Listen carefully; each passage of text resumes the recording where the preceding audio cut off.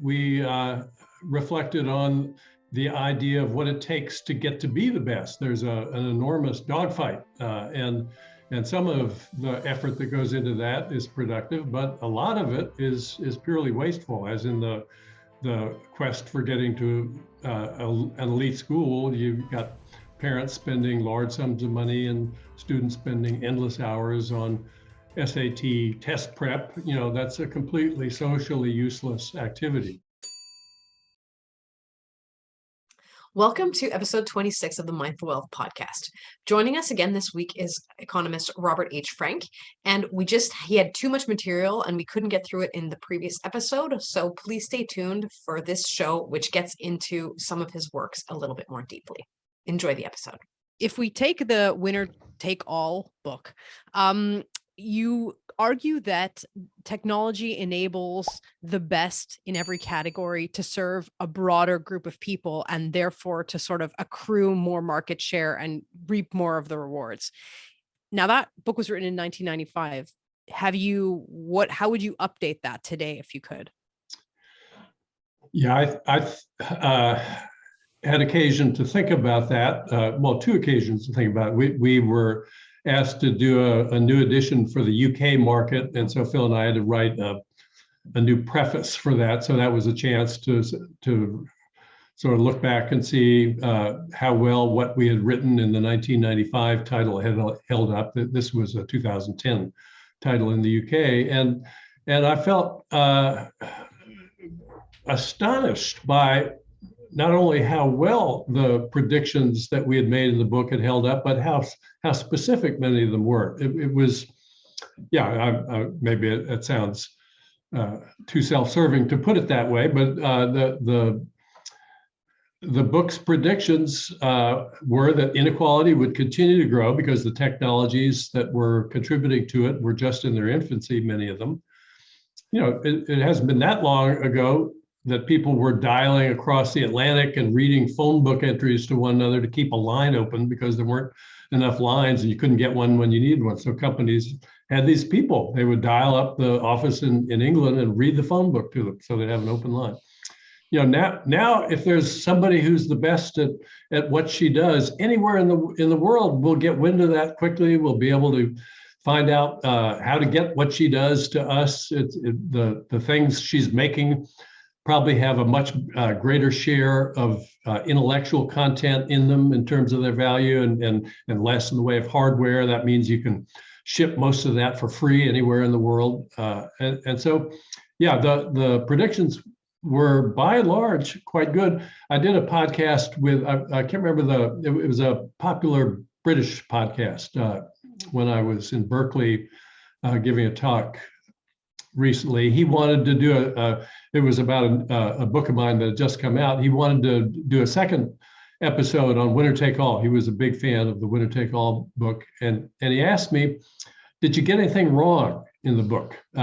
Which in a way may be your question too. And actually that was very interesting to think about.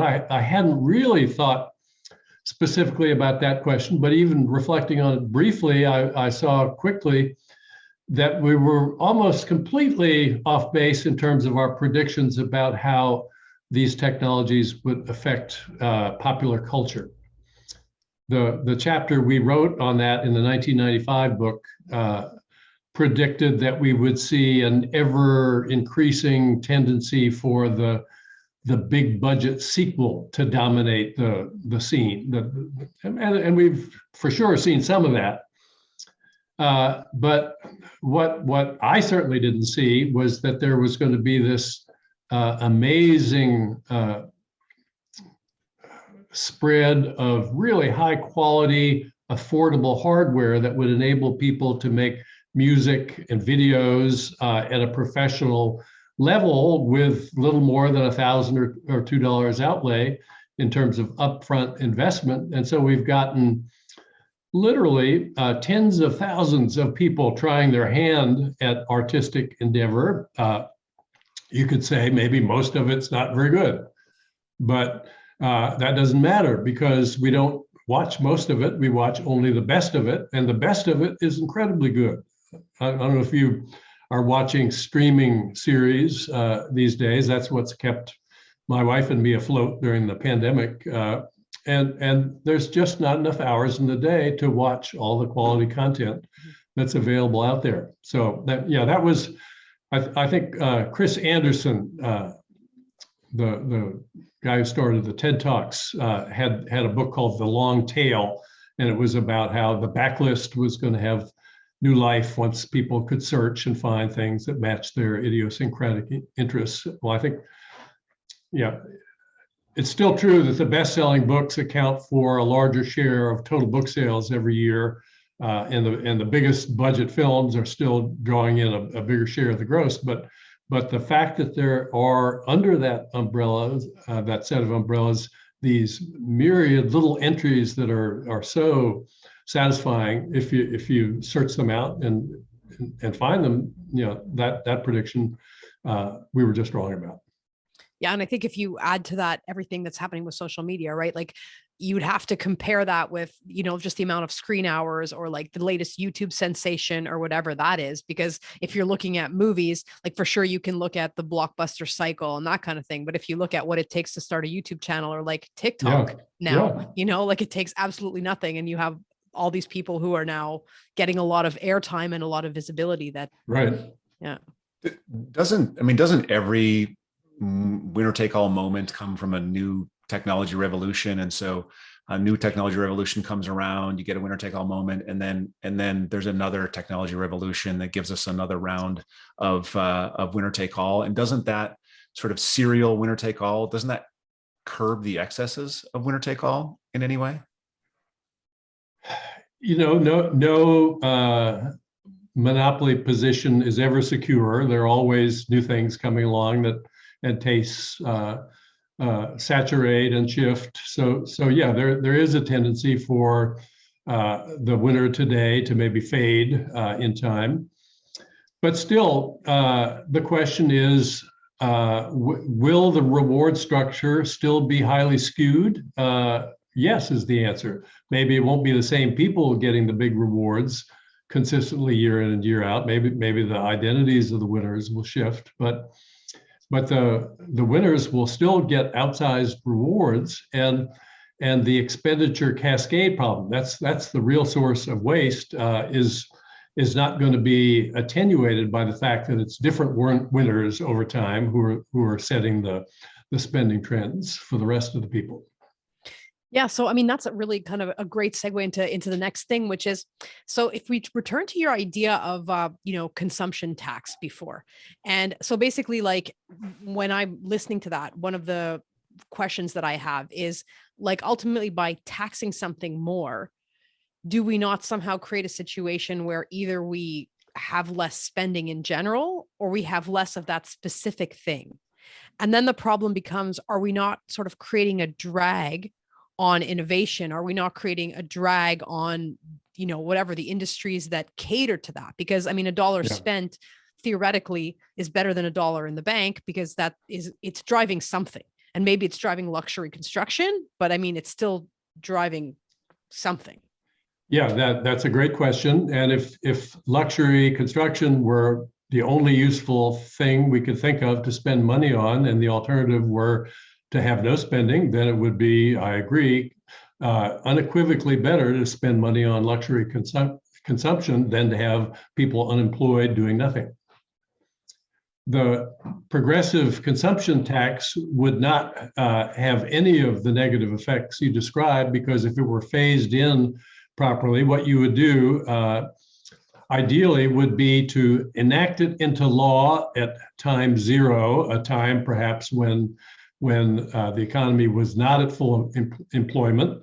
You don't want to curb any spending of any sort during a time like that. You would enact it then, and you would say it's going to be phased in gradually once the unemployment rate gets down to a specified level.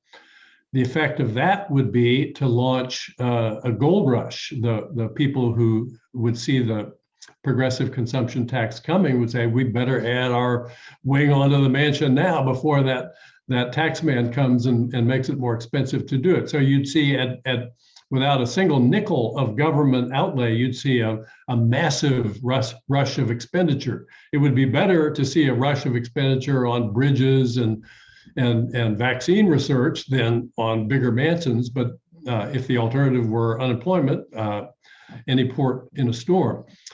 The tax phased in gradually would have the effect of the wealthy saying, well, instead of building a $1 million addition onto my mansion, I'll tell the architect to scale that back to $500,000. That would mean an extra $500,000 in my account. It doesn't just sit there.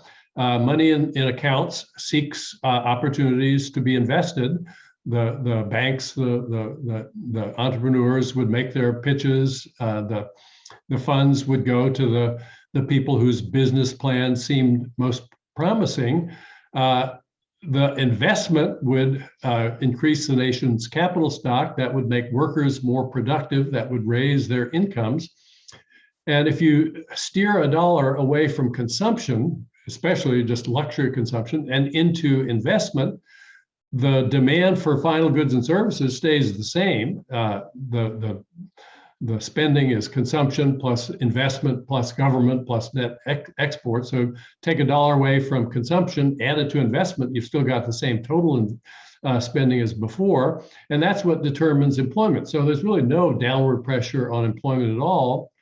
And the fiscal magic here is that over time, as productivity would increase, even though people would be consuming a smaller fraction of their income under a progressive consumption tax, income would grow more rapidly. So the absolute amount they'd consume would be greater than if we'd stayed on the old trajectory. So 20% of a really big number is 80% of a really big number is a bigger number than 95% of a much smaller number.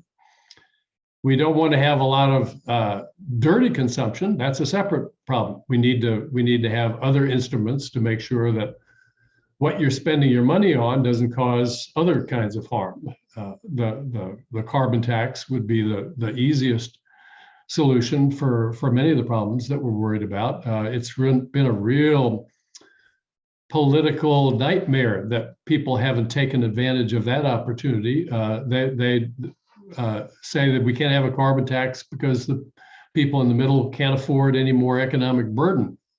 No, you have a revenue neutral carbon tax. The top 10% of earners account for 50% of all emissions.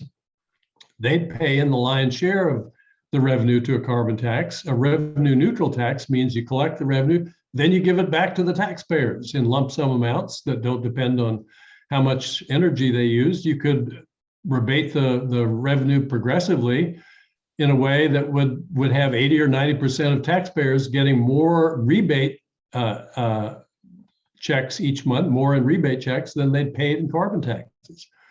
And the rich would end up paying more, but they would be the ones who'd be the primary beneficiaries of whatever climate benefits came from the tax, because it's their property disproportionately that's being destroyed by the warming climate. So the fact that we haven't done that, it's low-hanging fruit. It's cash on the table.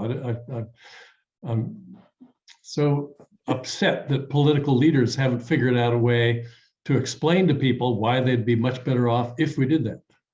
It also protects investment from additional tax. I mean, the idea that's so big in the business community. Like, we don't tax my investments, don't tax my capital gains, that's huge. And this avoids that. Yes. Yeah. My mantra is tax harmful activities. A tax has two effects. It raises revenue. We need revenue. It discourages the thing you tax. We now tax all sorts of things that there's no reason to discourage. Why do we tax payrolls? Do we think it's a bad thing for companies to hire workers? What a crazy thing to tax. When we could tax noise, we could tax congestion, we could tax carbon. There are all these things we could tax. And if that's too hard on low-income people, we know what to do about that. Give them money. Love it. So I'm gonna go to another book here. We're sort of picking some highlight ideas from different books. So in the book, Falling Behind, how rising inequality harms the middle class, you introduce the idea of positional and non-positional goods. Now, I've heard for years that since 1982, the income to the rich, and I think in the book it's like 1979, but that time frame to today, all the income gains have gone to the rich, everyone else has gone down.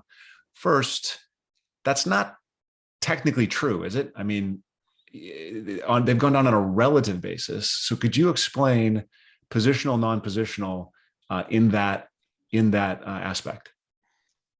Okay, those are really two different categories. Positional goods is a term, it's a coinage I borrowed from Fred Hirsch, a British economist. They're goods whose value is determined in important measure by how they compare with other goods in the same category.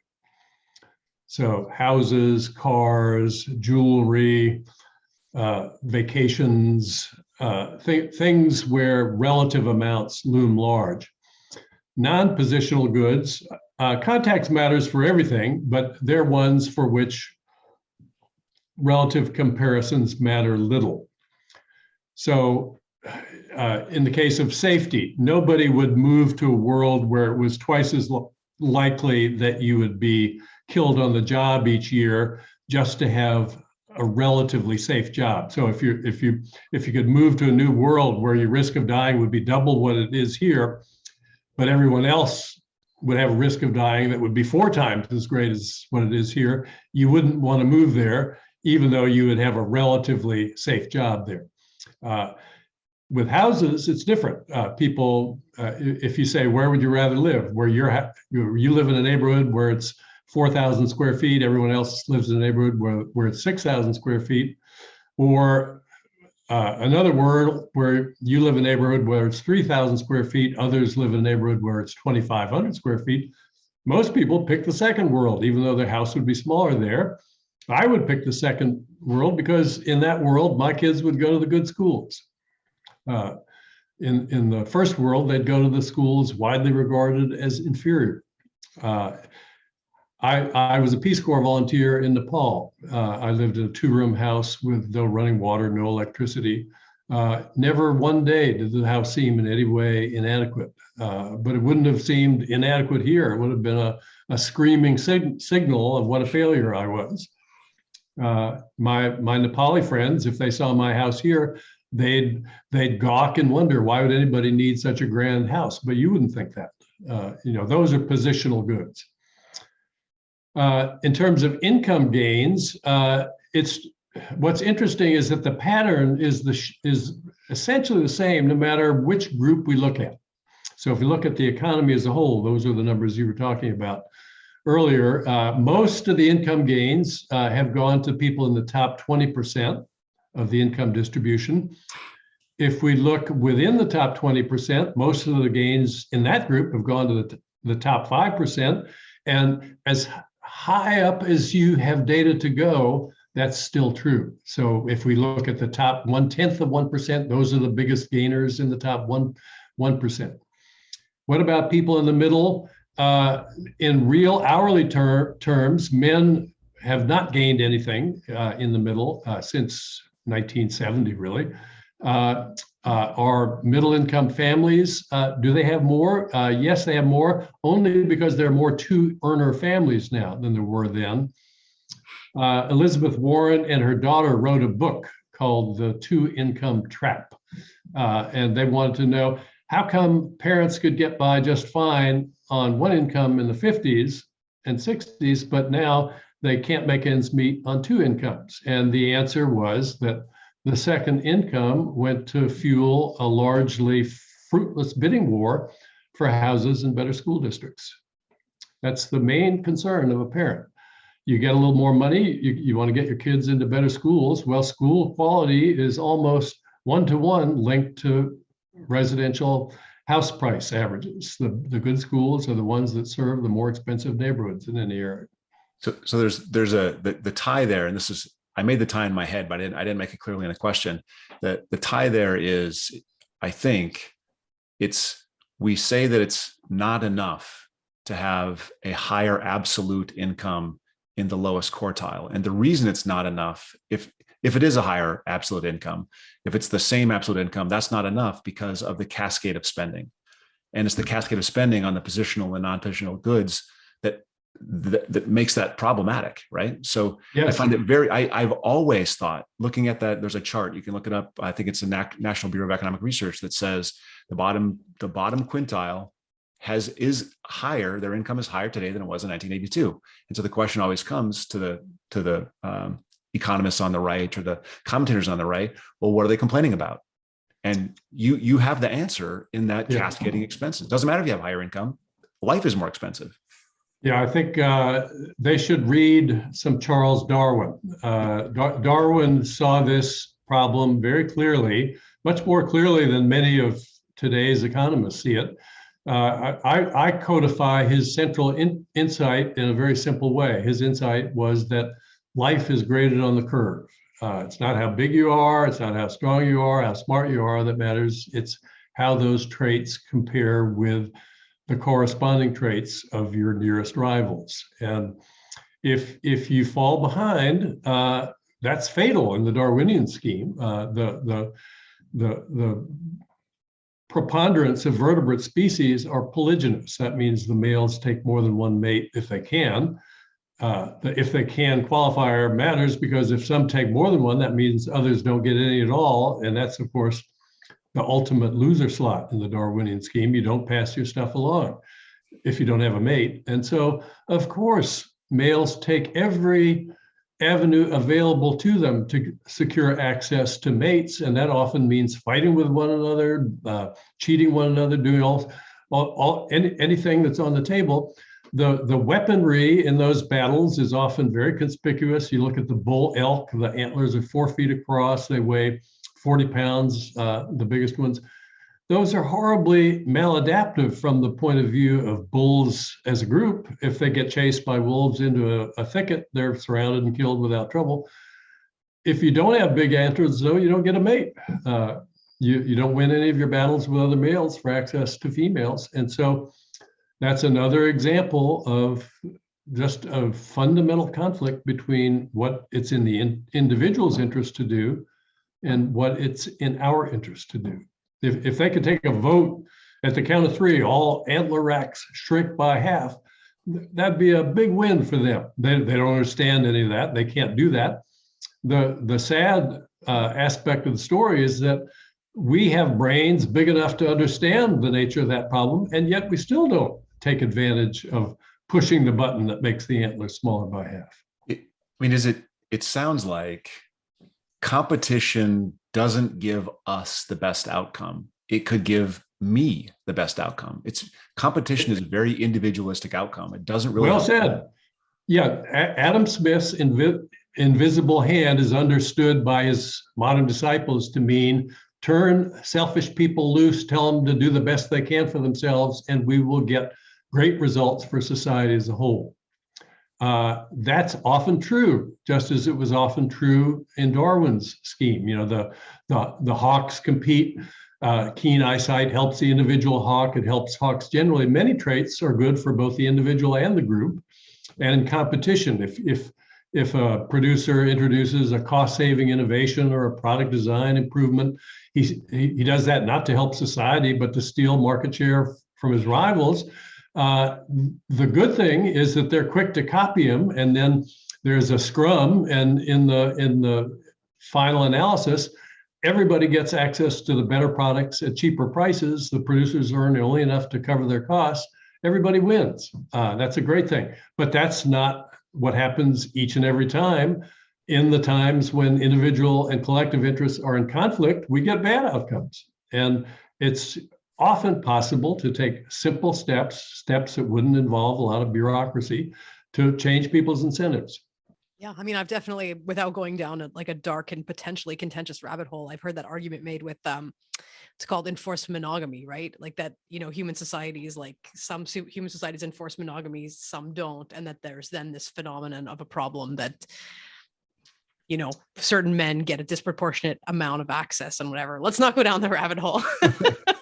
But recognize too that competition occurs at lots of levels of aggregation. So we're in a competition with China, I think it's fair to say, for influence in the world. And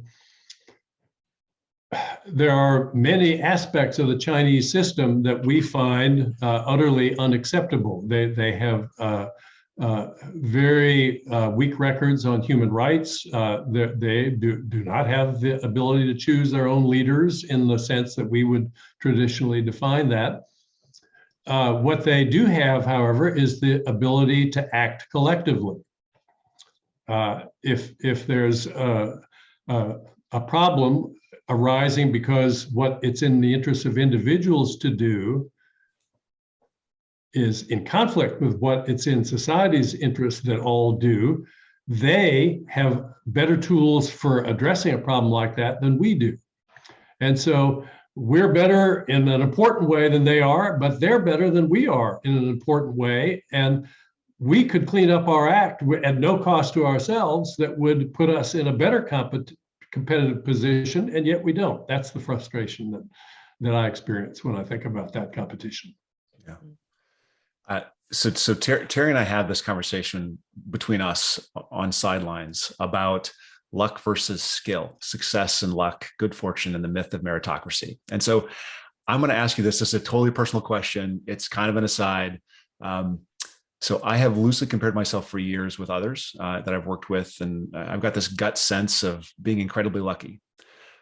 Yes, I can point to working more hours, working harder, taking more chances that perhaps they didn't take, but my gut says that I didn't create my own success, but I can't create an argument to prove that.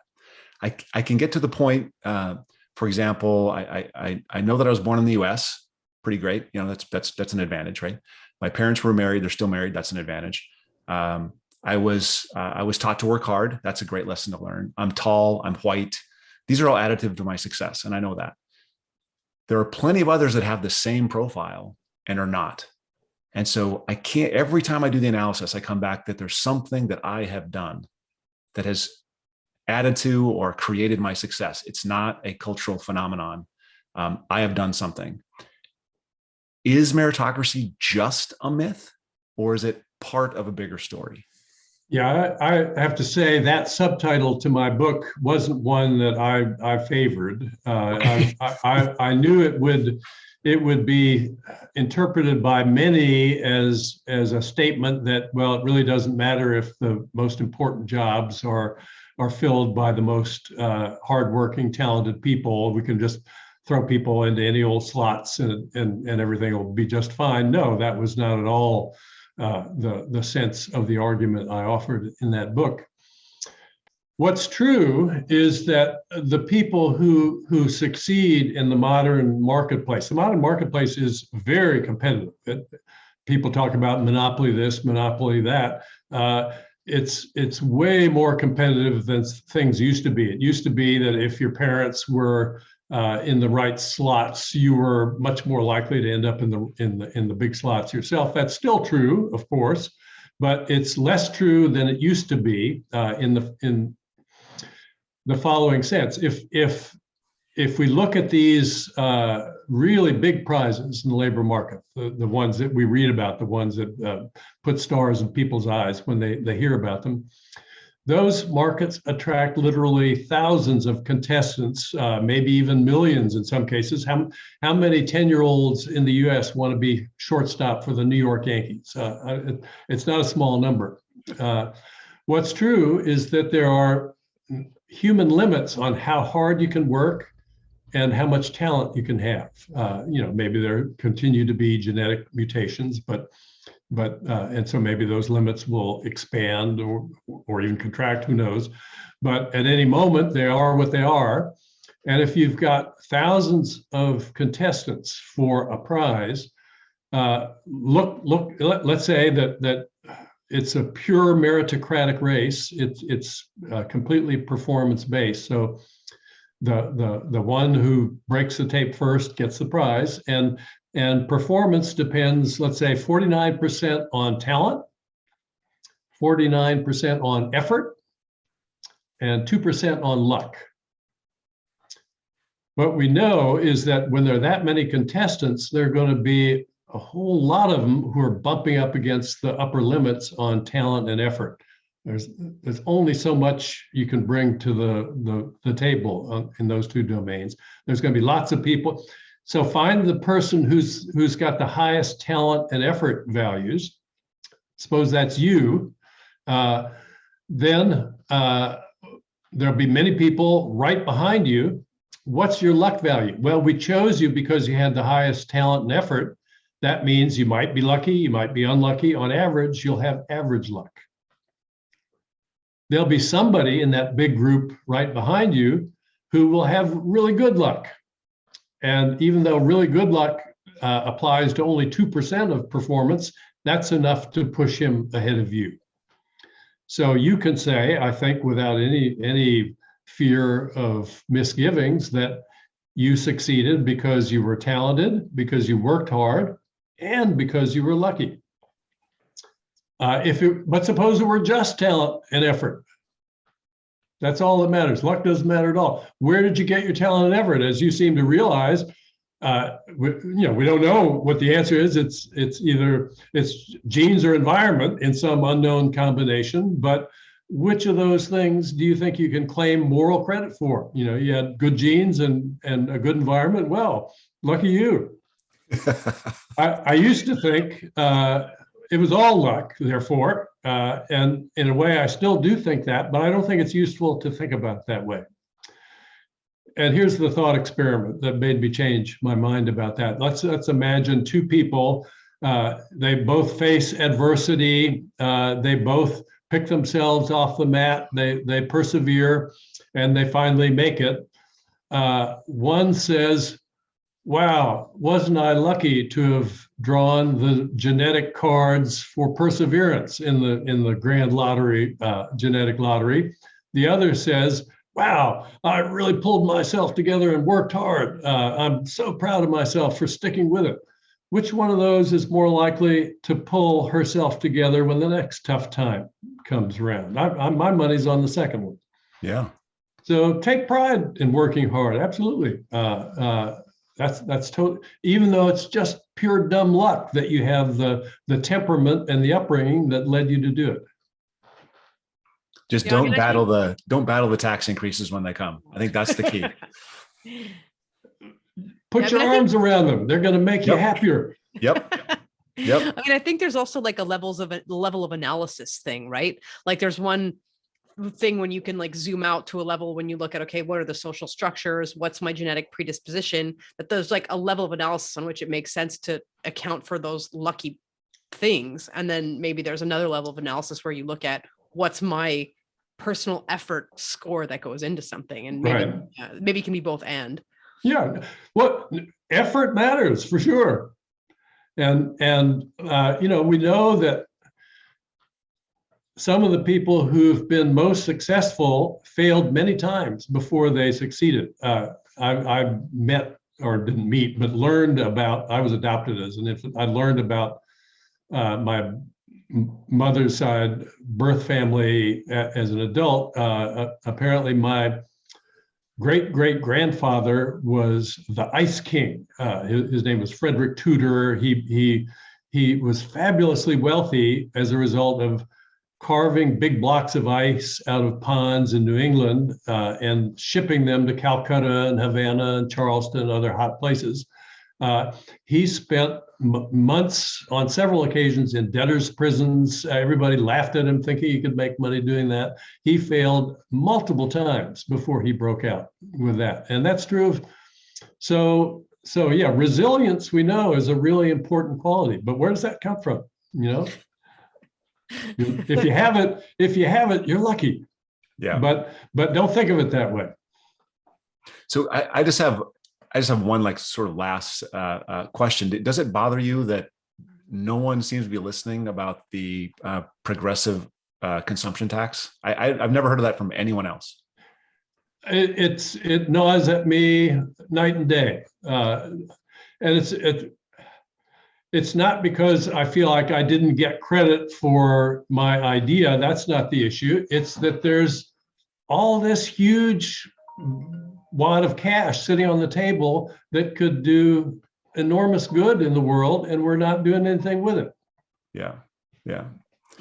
Well, I don't think that your presence on the Mindful Wealth podcast will give it that highlight, but to the extent that we can push it, I think it's a great idea. And it's odd that I haven't heard it before. I just want to say, Robert, thanks for being on. Thanks for staying a little bit longer than expected. And I appreciate all your thoughts, and I look forward to the next conversation. It was my pleasure. You were both terrific hosts. Thank you. Thank you very much.